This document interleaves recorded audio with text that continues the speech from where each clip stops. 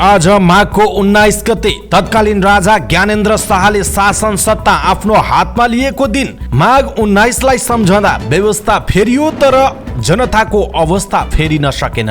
सन्दीपको निलम्बन फुकुवा गर्ने नेपाल क्रिकेट संघ क्यानको निर्णय। रवि लामिछानेको सांसद पद रिक्त भएको जानकारी संसदमा गराइयो। पार्टीमा व्यक्तिवाद हावी भएको भन्दै राष्ट्रिय स्वतन्त्र पार्टी चितवनका सभापतिले दिए राजीनामा। गृह मन्त्रालयमा विकल्प खोज्ने हो भन्दै प्रचण्डको ब्रिफिङ सुनेपछि महासचिव देव गुरुङको प्रतिक्रिया। प्रचण्डसँग निराश रविलाई अब एमाले अध्यक्ष केपी शर्मा ओलीको आश। गृहमन्त्री नियुक्तिमा ढिलाइ गर्न नहुने एमाले सांसद ठाकुर गैरिएको भनाई। कांग्रेस सभापति शेरबहादुर देउवालाई विपक्षी दलको नेताको भूमिका नदिन माग गर्दै परेको रिट दरपीठ भयो। कुखुरा नष्ट गरिएका किसानलाई तत्काल क्षतिपूर्ति दिन कांग्रेस महामन्त्री गगन थापाको माग। प्रधानमन्त्री पुष्पकमल दाहाल प्रचण्ड र एमाले अध्यक्ष केपी शर्मा ओली बीच भेटवार्ता। के भयो कुराकानी, यसको बारेमा पुरै जानकारी। मन्त्रीहरूले संघीयता विरुद्ध बोले स्वीकार्य नहुने नेकपा माओवादी केन्द्रका सांसद शक्ति बस्नेतको चेतावनी। हिन्दू राष्ट्र र संस्थाको वकालत गर्छौं, हामीलाई हेप्न पाइँदैन भन्दै राप्रपाका सांसद धवल शमशेर जबराको आग्रह। राप्रपाका मन्त्रीहरूको बोलीलाई लिएर सत्तारूढ सांसदकै जुवारी चल्यो। विस्तृत शान्ति सम्झौताको सक्कल प्रति कोसँग छ भन्दै एमाले सांसद एकनाथ ढकालको प्रश्न। नेकपा माओवादी केन्द्रको पदाधिकारी बैठक स्थगित। स्थायी समितिको बैठक आज बस्दै प्रत्यक्षतर्फ 33% महिला उम्मेद्वार अनिवार्य गर्ने प्रमुख निर्वाचन आयुक्त दिनेश कुमार थपलियाको भनाई। पठान हेर्न पूर्व रानी कोमल शाह र पूर्व युवरागी हिमानी शाह हलमा पुगे। भारतबाट बढेर आयो इन्धनको मूल्य, अब नेपालमा बढ्छ कि घट्छ त यसको बारेमा पुरै जानकारी। बाइकको पछाडि बस्नलाई हेलमेट अनिवार्य गर्न WHO को दबाव। टुकुचा उत्खननमा उच्च अदालतले दियो जग्गाधनीको पक्षमा फैसला। काठमाडौँ महानगरपालिकाका 7वटा CCTV क्यामेरा प्रयोगविहीन। बयान फेरेको भन्दै सरकारी साक्षीलाई अख्तियारले हार्यो। भ्रष्टाचारको मुद्दा।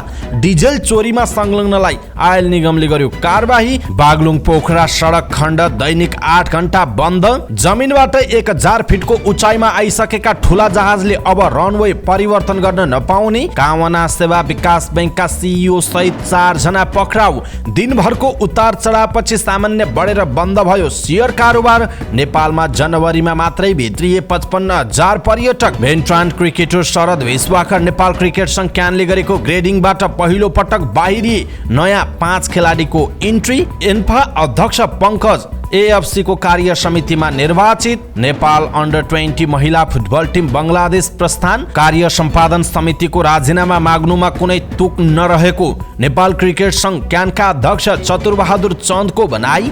र समाचार पार्टी हेल्थ टिप्स अन्तर्गत आज हामी बाँझोपन के हो र कसरी बाँझोपनको उपचार हुन सक्छ भन्ने विषयवस्तुमा जानकारी दिनेछौँ। हामीलाई अन्तिमसम्म हेर्नुहोला। दर्शक महानुभाव नमस्कार। समाचार पार्टी.com को न्यूज बुलेटिनमा यहाँलाई हार्दिक स्वागत छ।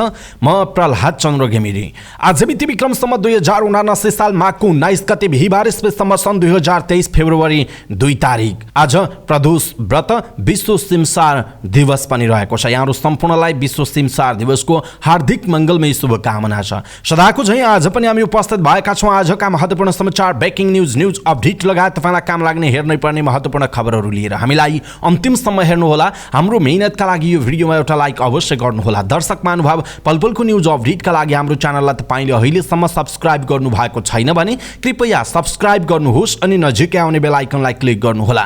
दैनिक रूपमा हेर्नुहुन्छ भने रेगुलर भनेर लेख्नुहोला। आज पहिलोचोटि हेर्दै हुनुहुन्छ भने फर्स्ट टाइम भनेर लेखिदिनुहोला। दर्शक महानुभाव, देशभित्र हुनुहुन्छ भने आफू रहेको गाउँ ठाउँ सहर जिल्लाको नाम लेख्नुहोला। विदेशमा हुनुहुन्छ भने कुन देशबाट हेरिरहनु भएको छ त्यो कुरा तलको कमेन्ट बक्समा कमेन्ट गर्नुहोला। आउनुहोस् दर्शक महानुभाव, आजका महत्त्वपूर्ण समाचार सुरु गरौँ। आज माघ 19 तत्कालीन राजा ज्ञानेन्द्र शाहले शासन सत्ता आफ्नो हातमा लिएको दिनको प्रसङ्गबाट। आज माघ 19 गते विक्रमसम्म 2061 साल माघ 19 गते तत्कालीन राजा ज्ञानेन्द्र शाहले शाही सम्बोधन मार्फत शासन सत्ता आफ्नो हातमा लिएको दिन। तत्कालीन राजा ज्ञानेन्द्रले 2061 मा तत्कालीन प्रधानमन्त्री शेरबहादुर देउवालाई हटाई प्रत्यक्ष शासन सत्ता आफ्नै हातमा लिएका थिए। राजाले प्रधानमन्त्री हटाएर शासन सत्ता लिएको सम्झनामा नेपालमा माघ 19 लाई प्रजातन्त्रमाथि कु भएको दिनका रूपमा सम्झने गरिन्छ। तत्कालीन राजाको यो कदमले तत्कालीन 7 दल र नेकपा माओवादीलाई नजिक तुल्याएको थियो। त्यसपछि भएको 12 बुँदे सहमतिको जगमा 2062-63 को जनआन्दोलन भएको थियो। सात दल र माओवादी बीच सहमति भई सुरु भएको जनआन्दोलनको प्रतिफल स्वरूप पछिल्लो राजनैतिक परिवर्तन सम्भव भएको हो। त्यसैको जगमा भएको पहिलो संविधान सभाले मुलुकमा राजतन्त्रको अन्त्य गरी गणतन्त्रको घोषणा गरेको थियो। यससँगै पूर्व राजा ज्ञानेन्द्र शाह नारायण हिटी राजदरबार छोडेर नागार्जुङ जान बाध्य भएका थिए। तर जनताले जस्तो खालको अपेक्षा गरेका थिए, देश जसरी आर्थिक विकास रूपमा अगाडि बढ्नु पर्ने थियो त्यो बढिरहेको छैन। त्यसको फलस्वरूप राजा ज्ञानेन्द्र राजसंस्थाको पक्षमा फेरि बिस्तारै माहौल बन्दै गएको भनेर विभिन्न टिप्पणीहरू पनि हुन थालेका छन्। 2062 चैत्र 24 गते सुरु भएर 2063 वैशाख 11 सम्म चलेको 19 दिने जनआन्दोलनले संसद पुनर्स्थापना गरेको थियो। यही बीचमा माओवादी शान्ति प्रक्रियामा आएको थियो। जनआन्दोलनको जगमा पुनर्स्थापित संसदले मुलुकबाट गणतन्त्र स्थापना गरेको थियो र राजतन्त्र समाप्त भएको थियो। त्यसपछि राजा ज्ञानेन्द्र नारायण रेड्डी दरबार छाड्न बाध्य भएका थिए। टेलिभिजन सम्बोधन मार्फत उनले जनताको नासो जनतालाई नै फिर्ता गरिदिएको घोषणा गरेका थिए।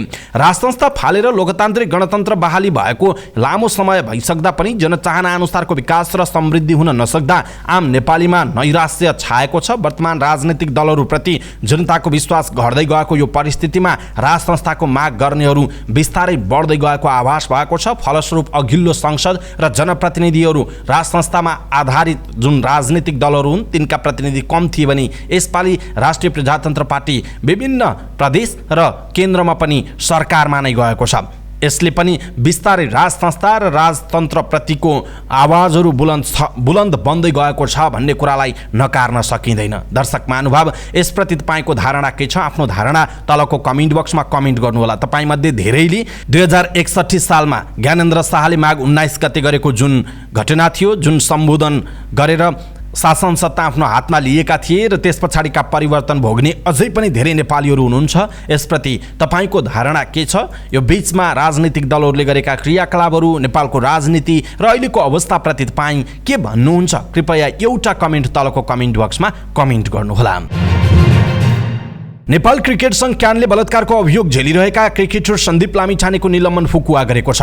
मंगलबार पोखरामा बसेको कार्य समितिको बैठकले लामिछानेको निलम्बन फुकुवा गर्ने निर्णय गरेको एक सदस्यले जानकारी दिएका छन्। किशोरी बलात्कारको आरोप लागेपछि क्रिकेट संघले लामिछानेलाई भदौ 23 मा निलम्बन गरेको थियो। असोज 20 मा पक्राउ परेका उनलाई जिल्ला अदालत काठमाडौँले पूर्वपक्षका लागि कारागार पठाएको थियो। तर उच्च अदालत पाटनले उनलाई पुस 28 मा 20 लाख रुपैयाँ धरौटीमा शर्तसहित रिहा गर्न आदेश दिएको थियो। 29 पुसमा उनी रिहा भएसँगै क्यानले निलम्बन फुकुवा बारे छलफल थालेको थियो।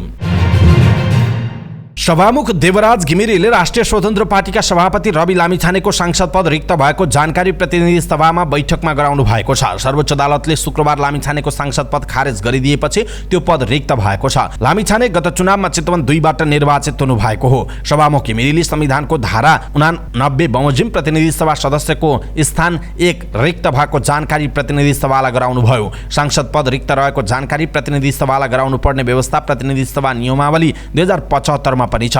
संवैधानिक र कानुनी व्यवस्था अनुसार सभामुख घिमिरेले लामिछानेको पद रिक्त भएको जानकारी प्रतिनिधि सभालाई गराउनु भएको हो। गृह मन्त्रालय प्रधानमन्त्री प्रचण्ड आफैले सम्हालिरहेको पनि सभामुख घिमिरेले बताउनु भयो। चितवन 2 बाट निर्वाचित सांसदको पद गुमेसँगै निर्वाचन आयोगले उक्त क्षेत्रमा उपनिर्वाचन गराउनु पर्ने हुन्छ। 6 महिना भन्दा बढी कार्यकाल रहँदै सांसदको पद रिक्त हुन गएमा उपनिर्वाचन गर्नुपर्ने व्यवस्था रहेको छ।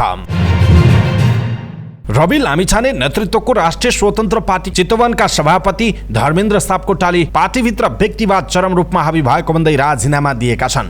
पार्टी महामन्त्री मुकुल ढकाललाई राजीनामा बुझाउनु भएका सापकोटाले पार्टी व्यक्तिवादी हैकम भएको र अराजकतामा चलेकाले त्यस्तोमा बसेर काम गर्न नसकिने निष्कर्ष सहित राजीनामा दिएको उल्लेख गर्नुभयो। गत कार्तिकमा चितवन जिल्ला सभापति बन्नुभएका सापकोटाले गत मक्सिर 4 गतिको निर्वाचन पनि जिल्ला समितिलाई पूर्णतः बाइपास गरेर एकाध झुण्डलाई लिएर चुनाव परिचालन गरिएको आरोप लगाउनु भएको छ। पार्टी सभापति रविलाई नै भेटेर राजीनामा दिने सोच बनाएको थिए, उहाँसँग समय मिलेन सापकोटाले भन्नुभयो। महामन्त्रीलाई भन्दा उल्टै चितवनबाट भोट आएन भन्नुभयो। दुई सांसद र 100 भन्दा बढी समानुपातिक मत आएको चितवनलाई नै लाञ्छना लगाउनु भयो उहाँको भनाइरहेको छ। उहाँले रवि लामिछाने सहितको टिमले जिल्ला कमिटीलाई बेवास्ता गरेर हिँड्ने गरेको, कुनै मूल्य मान्यता र सरसल्लाह र बैठक समेत नभएको बताउनु भएको छ। राजीनामा दिनुभएका सभापति सापकोटाले चुनावभन्दा अगाडि पार्टी ठिकै भए पनि चुनावपछि बने गतिविधि राम्रो नभएको बताउनु भयो। नेकपा माओवादी केन्द्रका महासचिव देव गुरुङले गृहमन्त्री कसलाई बनाउने भन्ने विषय प्रधानमन्त्रीको अधिकार भएको बताउनुभयो। गृहमन्त्री कसलाई बनाउने दबाब दिने कुरा भएको छैन, हुनु हुँदैन, यसबारे छुट्टै परामर्श लिन परेन, प्रधानमन्त्रीको कुरा हो। प्रधानमन्त्री पुष्पकमल दाहाल प्रचण्डको ब्रिफिङ सुनेपछि गुरुङले भन्नुभएको छ। अब गृहमन्त्री बनाउँदा विकल्प खोज्नुपर्ने अवस्था आएको पनि महासचिव गुरुङ बताउनुहुन्छ। विकल्प खोज्ने हो, पात्र फेर्नु पर्यो, मन्त्रालय फेर्नु पर्यो। महासचिव गुरुङले दोहोर्याउनु भयो, गृहमन्त्रीका विषयमा छुट्टै परामर्श लिन परेन, यो प्रधानमन्त्रीको कुरा हो, उहाँको भनाइ छ। सर्वोच्च अदालतले गत शुक्रबार राष्ट्रिय स्वतन्त्र पार्टीका सभापति रवि लामिछानेको सांसद पद खारेज गरिदिएपछि उहाँले उप प्रधानमन्त्री तथा गृहमन्त्री पद पनि गुमाउनु भयो। त्यसपछि रविले प्रक्रिया पुर्याएर नागरिकता पनि लिनु भएको छ। त्यसपछि उहाँले आफूलाई पुनः गृहमन्त्री बनाउन दबाब दिइरहनु भएको छ। यस विषयमा प्रधानमन्त्री प्रचण्डले बुधबार एमाले अध्यक्ष केपी शर्मा ओलीसँग भेटेर छलफल समेत गर्नुभयो। यही विषयमा प्रधानमन्त्री प्रचण्डले राष्ट्रिय स्वतन्त्र पार्टीका सभापति रवि लामिछाने र राष्ट्रिय प्रजातन्त्र पार्टीका अध्यक्ष राजेन्द्र लिङ्गदेनसँग पनि छलफल गर्नु भएको छ।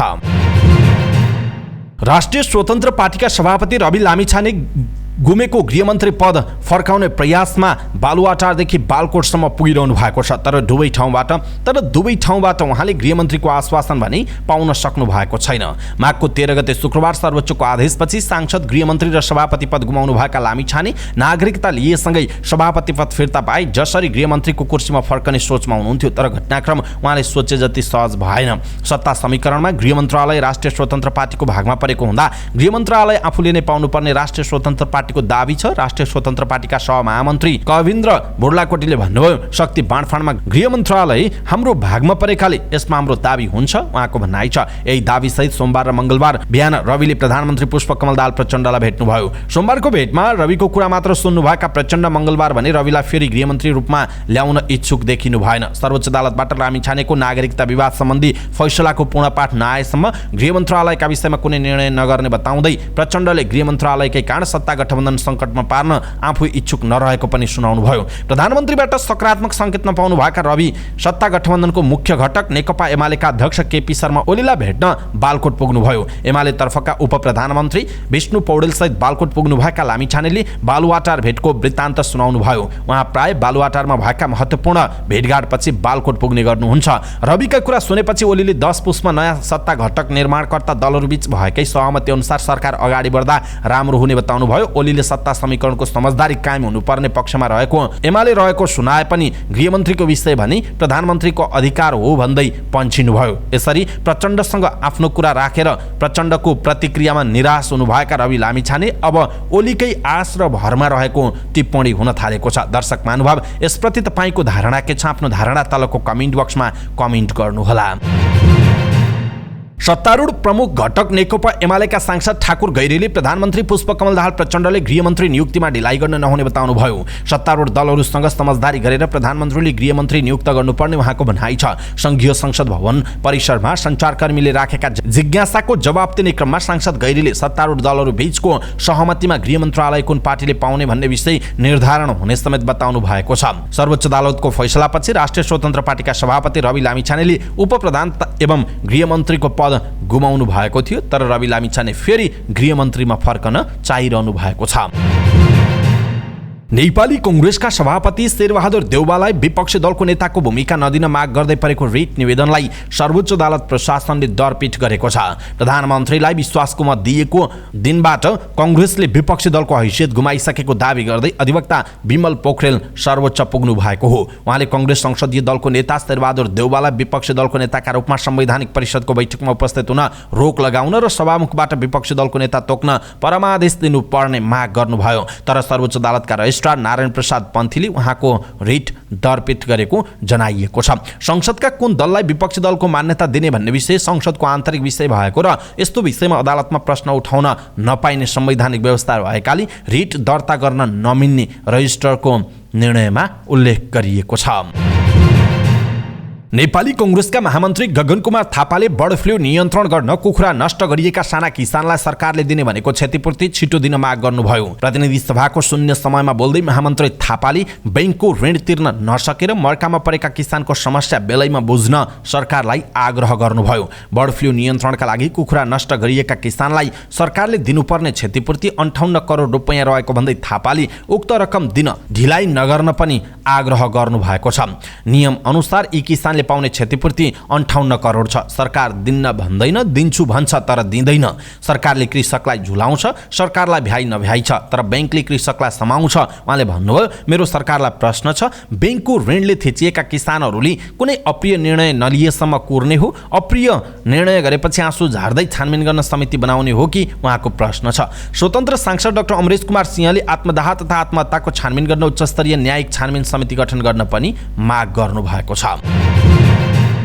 सत्ता गठबन्धनमा खटपट परिरहेका बेला प्रधानमन्त्री पुष्पकमल दाहाल प्रचण्ड र नेकपा एमालेका अध्यक्ष केपी शर्मा ओलीबीच भेटवार्ता भएको छ। प्रधानमन्त्री निवास बालुवाटारमा भएको भेटमा समसामयिक राजनीतिको बारेमा कुराकानी भएको बताइएको छ। गृह मन्त्रालय पुनः राष्ट्रिय स्वतन्त्र पार्टीलाई दिने कि नदिने भन्ने विषयलाई लिएर सत्ता साझेदार दलहरूबीच विवाद बढेको हो। प्रधानमन्त्री समेत रहनुभएका माओवादी अध्यक्ष प्रचण्डले गृह मन्त्रालय आफैसँग राख्न खोजे पनि नेकपा एमालेले राष्ट्रिय स्वतन्त्र पार्टीलाई नै दिन दबाब दिँदै आएको छ। राष्ट्रिय स्वतन्त्र पार्टीले पनि आफूले गृह मन्त्रालय नपाए सरकारबाट बाहिरिने चेतावनी दिएको छ। प्रधानमन्त्री प्रचण्डसँग राष्ट्रिय प्रजातन्त्र पार्टीका अध्यक्ष उप प्रधानमन्त्री राजेन्द्र लिङ्गदेनले पनि भेटवार्ता गर्नुभएको छ। सत्तारूढ नेकपा माओवादी केन्द्रका सांसद शक्तिबहादुर बस्नेतले मन्त्रीहरूले संविधानको मूल्य र मान्यता विपरीत टिप्पणी गरी स्वीकार्य नहुने चेतावनी दिनुभयो। सरकारका केही मन्त्रीहरूले संहिता विरुद्ध अभिव्यक्ति दिइरहेका बेला उहाँको यस्तो धारणा आएको हो। प्रतिनिधि सभाको बैठकमा विशेष समय लिएर बोल्दै सांसद बस्नेतले मन्त्रीहरूलाई संविधानको मूल्यभन्दा बाहिर गएर अभिव्यक्ति दिने काम फेरि नगर्न सचेत गराउनुभयो। उहाँले सरकार संविधान कार्यान्वयन गर्ने निकाय भएकाले त्यसमा रहेका मन्त्रीहरूले यस्ता खालका गल्ती गर्न नहुने बताउनु भएको छ। सांसद बस्नेतले राजनीतिक दलहरूलाई आफ्नो दृष्टिकोण स्थापित गराउने छुट भए पनि सरकारमा रहेका मन्त्रीहरूलाई जथाभावी बोल्ने अनुमति संविधानले नदिएको पनि स्मरण गराउनुभयो। राष्ट्रिय प्रजातन्त्र पार्टीका महामन्त्री डाक्टर धवल शमशेर जवराले संसदमा आफूहरूलाई नहेप्न आग्रह गर्नुभयो। प्रतिनिधि सभा बैठकको विशेष समयमा बोल्दै उहाँले आफूहरूलाई हिन्दू राष्ट्र र राजासहितको प्रजातन्त्र स्थापित गर्नकै लागि जनताले मत दिएको भन्दै संसदमा नहेप्न आग्रह गर्नुभएको हो। बुधबार नै प्रतिनिधि सभा बैठकमा एमाले सांसद रघुजी पन्तले राप्रपाबाट मन्त्री बनेका नेताहरूले हिन्दू राष्ट्र र राजतन्त्रको वकालत गरेको भन्दै विरोध जनाउनुभयो। राप्रपा नेता राणाले आफ्नो बोल्ने पालोमा धर्मनिरपेक्षता र गणतन्त्रलाई संविधानले परिवर्तनीय विषय नमानेकाले बोल्न पाउनुपर्ने बताउनु भएको छ। आफूहरूलाई हिन्दू राष्ट्र र राज संस्थाको वकालत गर्न जनताले मत दिएको पनि महामन्त्री राणाले बताउनु भएको छ। उहाँले अन्तिममा भन्नुभएको छ, हामीलाई हेप्ने काम, हामीलाई होच्याउने काम यो सदनबाट आन्दा फेरि नहोस्, उहाँको भनाइरहेको छ। संघीयता, गणतन्त्र र धर्मनिरपेक्षता बारे मन्त्रीहरूले बोलेको विषयलाई लिएर संसदमा सत्तारूढ गठबन्धनकै दलहरूबीच जुवारी चल्यो। प्रतिनिधि सभाको बुधबार बसेको बैठकमा सत्तारूढ नेकपा एमाले र नेकपा माओवादी केन्द्रका सांसदहरूले राप्रपाका मन्त्रीहरूको अभिव्यक्तिप्रति असन्तुष्टि जनाए, तर राप्रपाका सांसदले त्यसको प्रतिवाद गरेका छन्। एमाले सांसद रघुजी पन्तले प्रधानमन्त्री र राप्रपाका मन्त्रीहरूको मत बाझिएको भन्दै यो राम्रो सङ्केत नभएको बताउनुभयो। कानुन मन्त्रीले दिएको अभिव्यक्तिपछि प्रधानमन्त्रीले राष्ट्रिय सभा बैठकमा सचेत गराएको भए पनि शहरी विकास मन्त्रीको त्यस्तै अभिव्यक्ति आएको भन्दै उहाँले भन्नुभयो, आधारभूत संरचना बारे प्रधानमन्त्री र मन्त्रीहरूको धारणा बाज्नु मुलुकको लोकतन्त्रका लागि राम्रो होइन। धर्मको नाममा राजनीति गर्दा हिन्दुस्तान, पाकिस्तान र बङ्गलादेश कुनै पनि देश शान्त नभएको भन्दै उहाँले संविधानले मार्गदर्शन गरेको विषयबाट विचलित हुन नहुने बताउनु भएको छ। मन्त्री भएर क्याबिनेटमा राय बझाउन थाल्छौँ भने यसले देशलाई कुन बाटोमा लैजाने हो भन्ने भ्रम उत्पन्न हुने भन्दै एमाले सांसद पन्तले भन्नुभयो, राप्रपाको आफ्नो विचार होला, त्यो दलले आफ्नो कुरा भन्न सक्छ, सांसदहरूले भन्न सक्छन्, तर मन्त्री भएर यसरी संविधानको बर्खिलाफमा बोल्नु संविधान विपरीत हो, उहाँको भनाइ छ। माओवादी केन्द्रका सांसद शक्ति बस्नेतले पनि संसद र सडकमा बहस हुन सक्ने तर क्याबिनेटमा बसेर संविधानको मूल्यभन्दा बाहिर गएर टिप्पणी गर्ने कुरा स्वीकार्य नहुने बताउनुभयो। सत्तारूढ दल राप्रपाका सांसद धवल शमशेर जवराले त्यसको प्रतिवाद गर्नुभयो। आफूहरू नेपालमा सनातन हिन्दू राष्ट्र र राजासहितको प्रजातन्त्र स्थापित गर्न आएको भन्दै उहाँले भन्नुभयो, यो संविधानले रोक्दैन, हामीले बोल्न पाउनुपर्छ, बोल्छौँ। यसको अर्थ आफूहरूले संविधान र व्यवस्थालाई नमान्ने भएको पनि उहाँले बताउनुभयो। यसरी राप्रपाका मन्त्रीको बोलीलाई लिएर सत्तारूढ सांसदकै जुवारी चलेको छ। यसप्रति तपाईँ के भन्नुहुन्छ? आफ्नो कुरा तलको कमेन्ट बक्समा कमेन्ट गर्नुहोला। नेकपा एमालेका सांसद एकनाथ ढकालले शान्ति प्रक्रियाको बाँकी काम सम्पन्न गर्ने कार्यलाई उच्च प्राथमिकतामा राख्न सरकारको ध्यान आकर्षण गराउनुभयो। विस्तृत शान्ति सम्झौताको सक्कल प्रति कहाँ छ भन्ने पनि उहाँको प्रश्न छ। बुधबार प्रतिनिधि सभाको शून्य समयमा बोल्दै उहाँले प्रश्न गर्नुभयो, विस्तृत शान्ति सम्झौताको सक्कल प्रति कहाँ र कोसँग छ, उहाँको प्रश्न छ। 2063 साल मक्सिर 5 गते तत्कालीन नेकपा माओवादी र नेपाल सरकारबीच विस्तृत शान्ति सम्झौतामा हस्ताक्षर भएको थियो। त्यस यता शान्ति प्रक्रियाको विभिन्न चरण पार गर्दै संविधान सभा मार्फत संविधान जारी गरी त्यस यता 2वटा आम निर्वाचन भइसक्दा पनि संक्रमणकालीन न्यायको काम नसकिएको भन्दै सरकारको ध्यानाकर्षण गराउनुभयो। शान्ति सम्झौताको एक हस्ताक्षरकर्ता अहिले तेस्रो पटक प्रधानमन्त्री हुनुहुन्छ, तर अझै पनि शान्ति प्रक्रियाको एक महत्त्वपूर्ण पक्ष संक्रमणकालीन न्याय सम्बन्धी कार्यमा खासै प्रगति हुन सकेको छैन, ढकालले भन्नुभयो। सत्य निरूपण र बेपत्ता पारिएका व्यक्तिको छानबिन आयोगले पीडितहरूबाट 60,000 भन्दा धेरै उजुरीहरू प्राप्त गरे पनि त्यस उप अनुसन्धान नभएको भन्दै उहाँले सरकारको ध्यानाकर्षण समेत गराउनुभयो। नेकपा माओवादी केन्द्रको पदाधिकारी र स्थायी समिति बैठक स्थगित भएको छ। नेताहरूको कार्य विभाजनबारे निर्णय गर्न बुधबार 12 बजे पदाधिकारी र 1 बजे स्थायी समितिको बैठक बोलाइएको थियो। माओवादी केन्द्रको केन्द्रीय कार्यालयका सचिव डोरप्रसाद उपाध्यायले संसद बैठकका कारण पार्टीको बैठक स्थगित गरिएको बताउनु भएको छ। उपाध्यायले अब पदाधिकारी बैठक नबस्ने र स्थायी समितिको बैठक आज बस्ने बताउनु भएको छ। माघको 12 गतेदेखि सुरु भएको माओवादी स्थायी कमिटीको बैठकले पार्टी एकता, संगठन विस्तार र नेताहरूको कार्य विभाजनबारे निर्णय लिने जनाइएको छ। प्रमुख निर्वाचन आयुक्त दिनेश कुमार थपलियाले राजनीतिक दलहरूले प्रत्यक्ष निर्वाचनको उम्मेदवारमा 33% महिला अनिवार्य हुनुपर्ने कानुनी व्यवस्था गर्ने बताउनु भएको छ। राष्ट्रिय सभा अन्तर्गतको राष्ट्रिय सरोकार तथा समन्वय समितिको बैठकमा बोल्दै उहाँले निर्वाचन सम्बन्धी नयाँ विधेयकमा यो व्यवस्था राख्ने जानकारी दिनुभएको छ। प्रतिनिधि सभा र प्रदेश सभा सदस्य निर्वाचनको पहिलो हुने निर्वाचनमा निर्वाचित हुने प्रणालीतर्फ 33% महिला उम्मेदवारी दलले दिनै पर्ने भन्ने प्रावधान राखेका छौँ। उहाँले भन्नुभयो, स्थानीय तहको प्रमुख र उपप्रमुख अथवा अध्यक्ष र उपाध्यक्ष मध्ये एकजना महिला हुनुपर्ने व्यवस्था छ। दलहरूले अध्यक्ष वा उपाध्यक्ष मध्ये एकजना मात्रै उम्मेदवार बनाउँदा के गर्ने भन्ने कानुनमा प्रश्न छैन। अब बन्ने कानुनमा एउटा पदमा मात्र उम्मेदवार बनाउँदा महिला अनिवार्य गर्नुपर्ने व्यवस्था गर्ने पनि थपलियाले बताउनु भएको छ। पूर्व रानी कोमल शाह र पूर्व युवरागी हिमानी शाहले Shahrukh Khan starrer film Bollywood film Pathaan हेरेका छन्। क्युएफएक्सको दरबार सिनेम्याक्स मल्टिप्लेक्समा पुगेर पूर्व राजपरिवारका सदस्यले फिल्म हेरेका हुन्। हल म्यानेजर सुरेन्द्र महर्जनका अनुसार शनिबार बेलुकी 5:30 बजेको शोमा पुगेर उनीहरूले फिल्म हेरेका थिए। फिल्म हेरेपछि पूर्व रानी कोमल शाह र हिमानीले फिल्म मन परेको प्रतिक्रिया दिएको बताइएको छ। उनीहरूसँग अन्य सहयोगी पनि हल पुगेर फिल्म हेरेका थिए। पूर्व राजपरिवारका सदस्यले यसअघि पनि बेला बेलामा हलमा पुगेर फिल्म हेर्ने गरेका छन्। गत बुधबार नेपालमा रिलिज भएको शाहरुख खान, दीपिका पादुकोण र जोन अब्राहम स्टारर फिल्मले घरेलु बक्स अफिसमा राम्रो कमाई गरेको छ। सिद्धार्थ आनन्द निर्देशित यो फिल्म मुलुकका 150 भन्दा बढी हलमा प्रदर्शन भइरहेको छ। भारतबाट इन्धनको नयाँ मूल्य बढेर आएको नेपाल ऑयल निगमले जनाएको छ। भारतीय ऑयल कर्पोरेसन आइयुसीबाट मंगलबार बेलुकी निगमलाई प्राप्त नयाँ मूल्य सूची अनुसार खाना पकाउने ग्यास बाहेक सबै प्रकारका इन्धनको मूल्य बढेर आएको छ।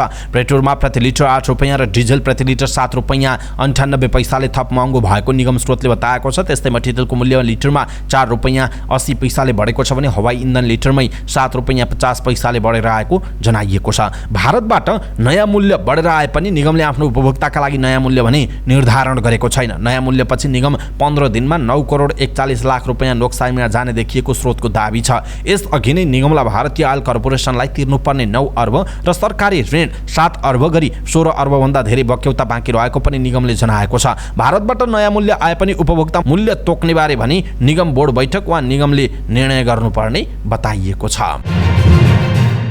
सोमबार भौतिक पूर्वाधार तथा यातायात मन्त्रालयमा मोटरसाइकल तथा स्कुटर बाइकको पछाडि बस्ने यात्रुलाई पनि हेलमेट अनिवार्य गर्ने बारे छलफल भयो। यो छलफलपछि धेरैले सरकारको यस्तो गृह कार्यको आलोचना गरेका छन्। अधिकांशलाई लाग्छ कि यो विषय अव्यावहारिक र स्वार्थ प्रेरित छ।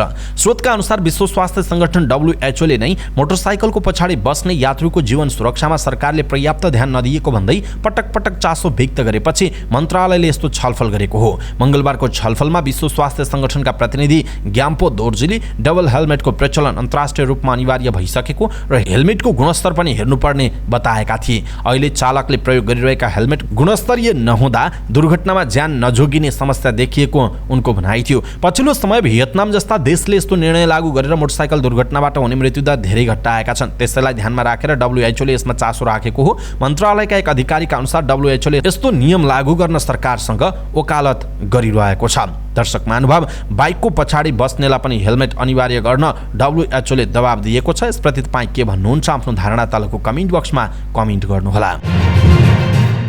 उच्च अदालत पाटनले काठमाडौँ महानगरपालिकाले सुरु गरेको टुकुचा खोला उत्खनन कानुन विपरीत भएको ठहर गरेको छ।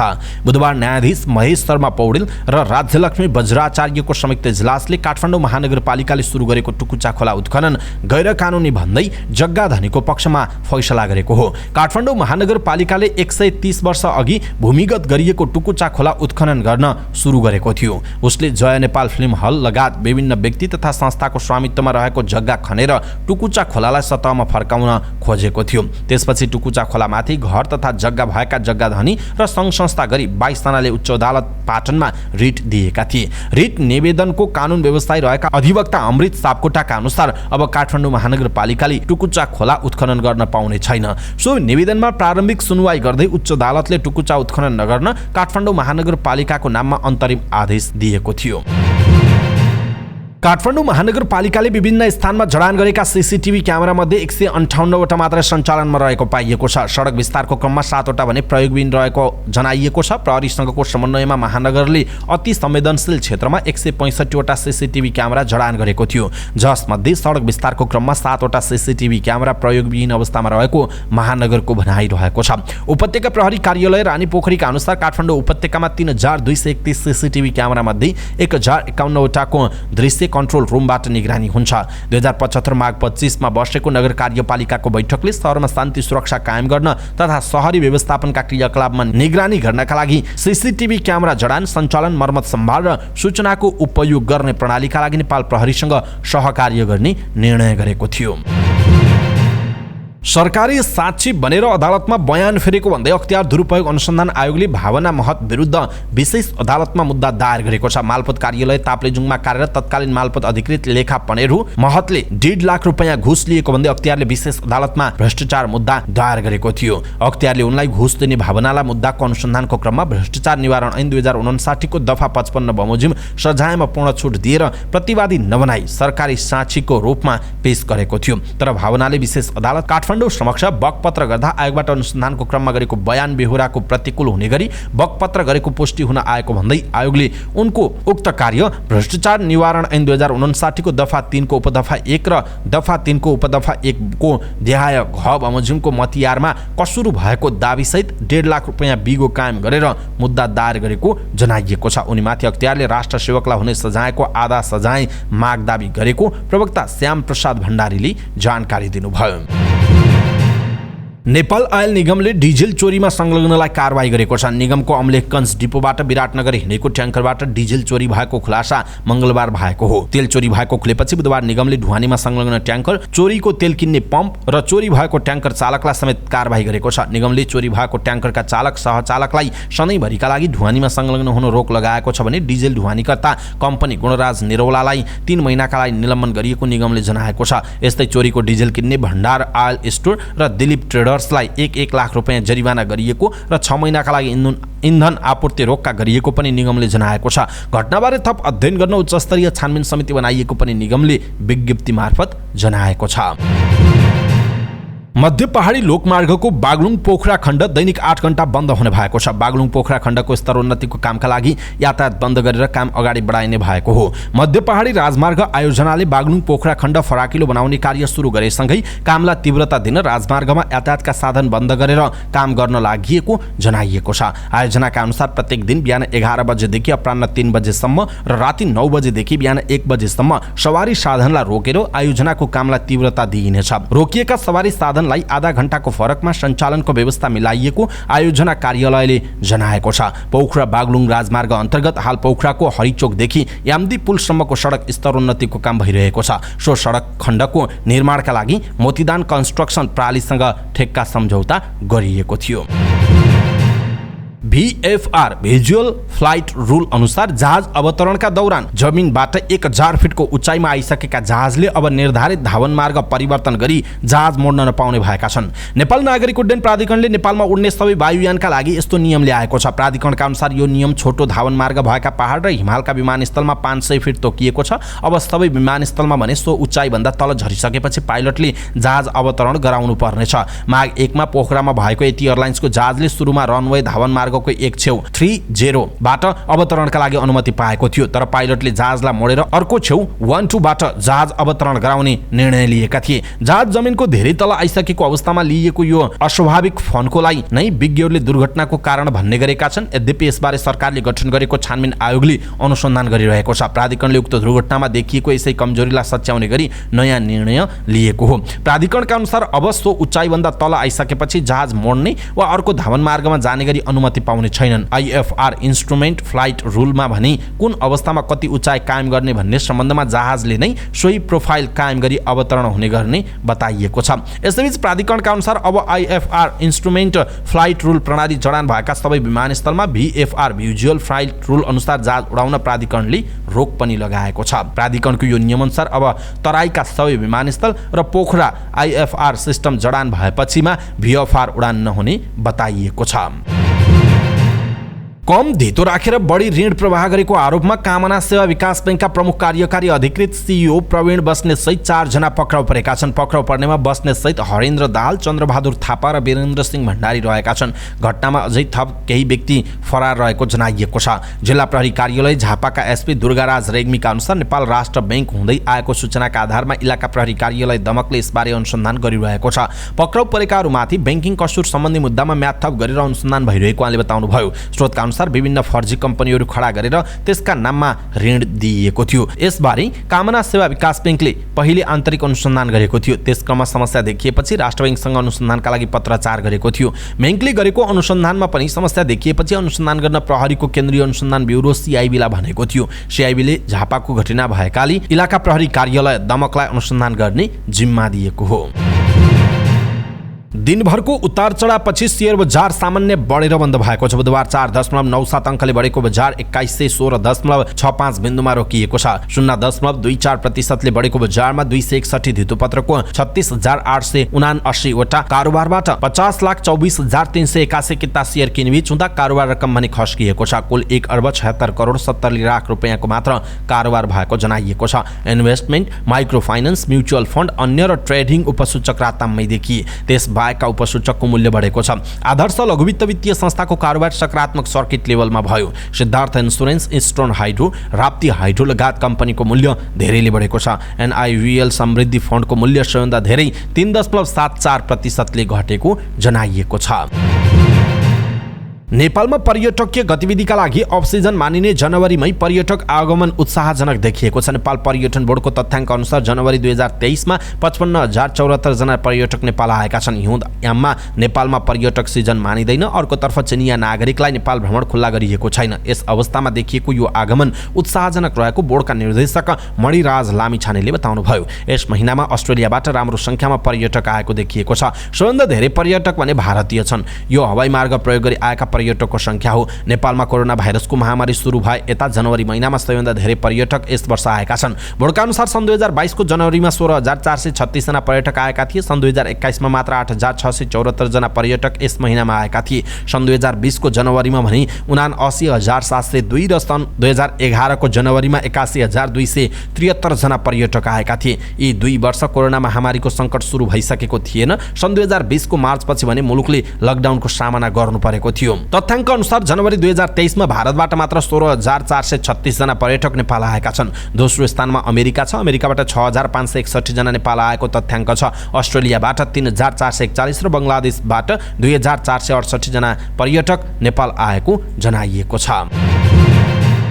भेटरान क्रिकेटर शरद भेषवाकर नेपाल क्रिकेट संज्ञानले गरेको ग्रेडिङबाट पहिलो पटक बाहिरिएका छन्। सन् 2015 देखि सुरु भएको क्रिकेट ग्रेडिङमा शरद लगातार सेन्ट्रल कन्ट्र्याक्टमा रहँदै आएका थिए। तर नेपाल क्रिकेट संज्ञानले 2023 को सुरुवाती 6 महिनाका लागि सार्वजनिक गरेको नयाँ ग्रेडिङमा शरद बाहिरिएका छन्। 2020 सम्म ग्रेड A मा रहेका शरद त्यसपछि पछिल्लो कन्ट्र्याक्टमा ग्रेड B मा थिए। पोखरामा मंगलबार बसेको क्यान बोर्ड बैठकले सन् 2023 को जनवरीदेखि जुनसम्मका लागि पुरुषतर्फ 18 खेलाडीलाई ग्रेडिङमा राखेको छ। तर महिलाको भने घटाएर जम्मा 12 खेलाडी मात्र राखेको छ। शरद पछिल्लो समय राष्ट्रिय टिममा पर्न छाडेका थिए। लिग 2 अन्तर्गत फागुन 2 देखि स्कटल्यान्ड र नामिबिया विरुद्ध कीर्तिपुर स्थित टिओ मैदानमा हुने श्रृङ्खलाका लागि 28 सदस्यीय क्याम्पमा शरद परेका छन्। नेपालका लागि 4 ओडिआई र 20 टी20 आई खेल खेलेका शरदले पछिल्लो पटक 2022 फेब्रुअरीमा आयरल्यान्ड विरुद्ध टी20 आई खेलेका थिए। क्यानले सार्वजनिक गरेको पुरुषतर्फ यसपटक ग्रेडिङमा धेरै नै हेरफेर भएको छ। पूर्व कप्तान सन्दीप लामिछाने पनि ग्रेडिङमा छैनन्। बलात्कारको आरोप लागेका सन्दीपको निलम्बन भने क्यानले फुकुवा गरेको छ। नयाँ ग्रेडिङमा कप्तान रोहित कुमार पौडेल सहित 5 खेलाडी ग्रेड ए मा छन्। दिपेन्द्र सिंह ऐरी, सोमपाल कामी र करण केसी ग्रेड ए मा कायम रहँदा कप्तान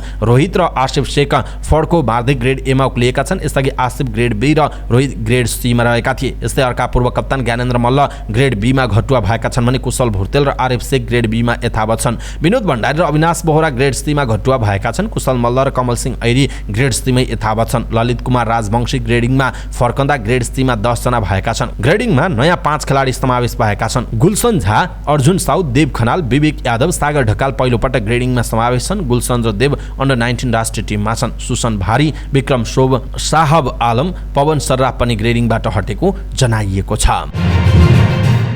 अखिल नेपाल फुटबल संघका अध्यक्ष पंकज विक्रम नेमुवाङ एसियन फुटबल कन्फेडरेसन एएफसी को कार्य समितिमा निर्वाचित भएका छन्। बहराइनमा बुधबार सम्पन्न भएको 33औं एएफसी कंग्रेसको निर्वाचनमा उनी निर्वाचित भएका हुन्। उनी 5 वर्षका लागि एएफसी को कार्य समितिमा निर्वाचित भएका छन्। 2023 देखि 2027 सम्म उनीहरूको कार्यकाल रहनेछ। निर्वाचनमा बहराइनका शेख सलमान बिन इब्राहिम अल खालिफा अध्यक्षमा निर्वाचित भएको जनाइएको छ। साफ अन्डर 20 महिला च्याम्पियनशिप खेल्न नेपाली टोली बुधबार बंगलादेशको ढाका प्रस्थान गरेको छ। 2 दिनपछि ढाकामा सुरु हुने च्याम्पियनशिप फेब्रुअरी 9 सम्म आयोजना हुनेछ। मंगलबार अखिल नेपाल फुटबल संघ एन्फाले नेपाली टोलीलाई बिदाई गरेको थियो। साफ अन्डर 20 च्याम्पियनशिपमा नेपाल सहित 4 राष्ट्रको सहभागिता हुनेछ। नेपाल र आयोजक बंगलादेश सहित भारत र भुटानले उपाधिका लागि प्रतिस्पर्धा गर्नेछन्। राष्ट्रिय टिमकी सदस्य समेत रहेकी प्रीति राईको कप्तानीमा रहेको टोली नेपाली टोलीको प्रशिक्षकमा याम बहादुर गुरुङ रहेको जनाइएको छ। प्रशिक्षक र कप्तान दुवैले च्याम्पियनशिपमा नेपालले राम्रो प्रदर्शन गर्ने लक्ष्य राखेका छन्। नेपाल क्रिकेट संघ क्यानका अध्यक्ष चतुरबहादुर चन्दले कार्य सम्पादन समितिको राजीनामा माग्नुमा कुनै तुक नरहेको बताएका छन्। पोखरामा क्यानको बोर्ड बैठकको निर्णय सार्वजनिक गर्दै अध्यक्ष चन्दले 5 सदस्यीय टोलीले राजीनामा माग्नुको कुनै तुक नरहेको बताएका हुन्। अध्यक्ष चन्दले राजीनामा बाहिर हल्ला गरेर माग्ने नभई साधारण सभामा माग्ने वा 33% का हस्ताक्षर लिएर आउन चुनौती दिएका छन्। उनले 33% सदस्यले लिखित माग गरेर आएमा 35 दिनभित्रमा विशेष साधारण सभा गरेर आफू अध्यक्ष पद छाड्न तयार रहेको बताएका हुन्। समाचार पार्टी न्यूज बुलेटिनमा पालो भएको छ समाचार पार्टी हेल्थ टिप्स। आजको समाचार पार्टी हेल्थ टिप्समा हामीले बाँझोपन के हो र कसरी हुन्छ उपचार भन्ने विषयवस्तुमा आईभीएफ नर्सको रूपमा बाँझोपन उपचारको क्षेत्रमा कार्यरत नर्स राधिका काफ्लेले दिएको हेल्थ टिप्स हामीले अनुमाज प्रस्तुत गर्दैछौँ। हामीलाई अन्तिमसम्म हेर्नुहोला। हाम्रो मेहनतका लागि यो भिडियोमा एउटा लाइक अवश्य गर्नुहोला। हेल्थ टिप्स अत्यन्त महत्त्वपूर्ण छ, त्यसकारण सबैलाई जानकारी गराउनका लागि आफ्नो फेसबुक, ट्विटर लगायतका सामाजिक सञ्जालमा सेयर गर्न नबिर्सिनुहोला। बाँझोपनले संसारभरका धेरै जोडीहरूलाई प्रत्यक्ष असर गर्ने गरेको छ। परिवार नियोजनका साधन बिना नियमित यौन सम्पर्कको 1 वर्षसम्म पनि गर्भधारण गर्न नसक्ने अवस्थालाई बाँझोपनको रूपमा परिभाषित गरिएको छ। बाँझोपन विभिन्न कारणले हुन सक्छ, जसमा ओभुलेसनमा समस्या, पाठेघर वा फ्लोपियन ट्युबमा समस्या र शुक्राणु उत्पादन कार्यमा समस्याहरू समावेश छन्। महिलाहरूमा बाँझोपनको सबैभन्दा साधारण कारणहरूमध्ये एक पोलिसिस्टिक ओभरी सिन्ड्रोम हो। यो यस्तो अवस्था हो जसले अण्डाशयलाई असर गर्छ र ओभुलेसन हुन समस्या उत्पन्न गर्न सक्छ। महिलाहरूमा बाँझोपनको अन्य सामान्य कारणहरू एन्डोमेट्रियोसिस, पेल्भिक सुन्निने रोग र फाइब्रोइड रहेका छन्। पुरुषहरूमा भने कम शुक्रकीटको संख्या, कमजोर शुक्राणु गतिशीलता र आनुवांशिक विकारहरू सहित विभिन्न कारणले बाँझोपन हुन सक्छ। मोटोपना, धूम्रपान र अत्याधिक मदिरा सेवन जस्ता जीवनशैलीका कारणले पनि बाँझोपन हुन सक्छ। तनाव र केही चिकित्सा अवस्थाहरू जस्तै मधुमेह र थाइरोइड विकारहरूले पनि बाँझोपना हुन सक्ने सम्भावना हुन्छ। नेपालमा बाँझोपनाका लागि धेरै उपचारहरू छन्। अत्याधुनिक प्रविधिको र दक्ष चिकित्सकहरूद्वारा नेपालमै बाँझोपनको उपचार गर्न सकिन्छ। महिलाहरूमा बाँझोपनको उपचारमा अण्डाशयलाई उत्तेजित गर्ने औषधिहरू, फोलोपियन ट्युबहरूमा अवरोधहरू हटाउन र एन्डोमेट्रियोसिसको उपचार गर्न शल्यक्रिया र इन भिट्रो फर्टिलाइजेसन समावेश हुन सक्छ। पुरुषमा बाँझोपनको उपचारमा शुक्रकीटको संख्या बढाउन औषधि, भेरिकोसेल्स शिराको असामान्यताको एक प्रकार र इन्ट्रासाइटोप्लाज्मिक स्पर्म इन्जेक्सन वीर्यलाई सुधार गर्नका लागि शल्यक्रिया समावेश हुन सक्छ। यो बुझ्न जरुरी छ कि बाँझोपन केवल महिलाको मात्रै समस्या होइन, पुरुषमा पनि बाँझोपन हुन सक्छ। उपचार गर्न आउने दम्पतिमा लगभग 30% पुरुषमा पनि बाँझोपनको समस्या छ। यदि तपाईलाई बाँझोपनको शंका छ भने समयमै उपचार गर्नु उचित हुन्छ। बाँझोपन उपचार योग्य छ। प्रारम्भिक निदान र उपचारले सफलताको सम्भावना बढाउन सक्छ। नेपालमा बाँझोपनाको लागि धेरै वैकल्पिक विधिहरू छन्, जस्तै डोनर आइभीएफ, जसले दम्पतिहरूलाई खुसी दिने र नयाँ परिवार सुरु गर्न मद्दत गर्न सक्छ। अन्तमा बाँझोपन एक सामान्य अवस्था हो जसले संसारभरका धेरै जोडीहरूलाई असर गर्ने गरेको छ। यो अण्डाशयको समस्या, गर्भाशय र फलोपियन ट्युबको समस्या, शुक्राणु उत्पादन कार्यमा समस्याहरू सहित विभिन्न कारणले हुन सक्छ। बाँझोपनका लागि धेरै वैकल्पिक उपचार छन् र दम्पतिहरूले उनीहरूलाई बाँझो हुन सक्ने शंका गरेमा समयमै उपचार गर्न महत्त्वपूर्ण छ। उचित निदान र उपचारको माध्यमबाट आफ्नो जीवनमा फेरि खुसीको रङहरू भर्न सकिन्छ। दर्शक महानुभाव, आज हामीले यहाँहरूलाई बाँझोपन के हो र बाँझोपनको उपचार कसरी गर्न सकिन्छ भन्ने विषयवस्तुमा राधिका काफले, जो बाँझोपन उपचारको क्षेत्रमा कार्यरत नर्स हुनुहुन्छ, उहाँले दिएको टिप्स हामीले यहाँहरूमाझ प्रस्तुत गर्यौं। तपाईलाई कस्तो लाग्यो आफ्नो धारणा तलको कमेन्ट बक्समा कमेन्ट गर्नुहोला। सबै नेपालीहरूमाझ पुर्याउनका लागि यो हेल्थ टिप्स आफ्नो फेसबुक, ट्विटर लगायतका सामाजिक सञ्जालमा शेयर गर्न नबिर्सिनुहोला।